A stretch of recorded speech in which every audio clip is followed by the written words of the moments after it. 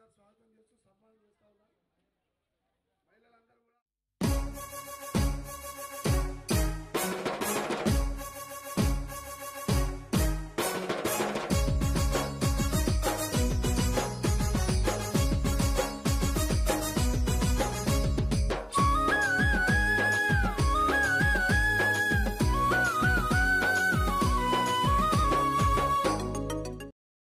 Bibinagar NIMS hospital Rajasekhara Reddy గారు ముఖ్యమంత్రి ఉన్నప్పుడు నేను అప్పుడు ఎంపీ కాకముందుకు ప్రారంభోత్సవం చేసినామా అప్పటికి 90% అయిపోయింది.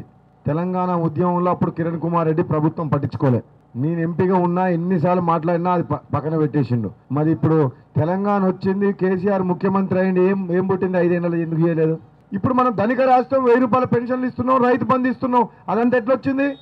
సోనియా గాంధీ హైదరాబాద్తో కూడిన తెలంగాణ ఇచ్చింది కాబట్టి హైదరాబాద్లో మనకు ₹55 ఆదాయం హైదరాబాద్ నగరం నుంచి వస్తుంది మనకు, ఎవరు ఆంధ్రప్రదేశ్ మొత్తానికి.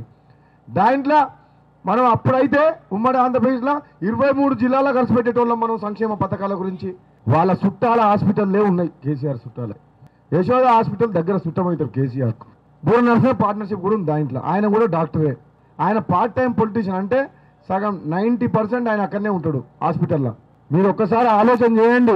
ఈరోజు ఈ పెద్ద మనుషులు అనుకుంటారు అందరూ పెన్షన్లు వస్తున్నాయి అంటే కేసీఆర్ గొప్పతనం అనుకుంటారు. తెలంగాణ ఏమో సోనియాకి ఇచ్చింది, హైదరాబాద్లో ఆదాయం వస్తాయి. ఆ ఆదాయం వచ్చిన పైసలు మొత్తం పెన్షన్లు ఇస్తుండు, కళ్యాణ లక్ష్మి, కేసీఆర్ కిట్టు, గొర్రెలు, రైతు బంధు. ఆ పైసలు హైదరాబాద్ వచ్చే ఆదాయమేగా కేసీఆర్ పంచిపెట్టేది.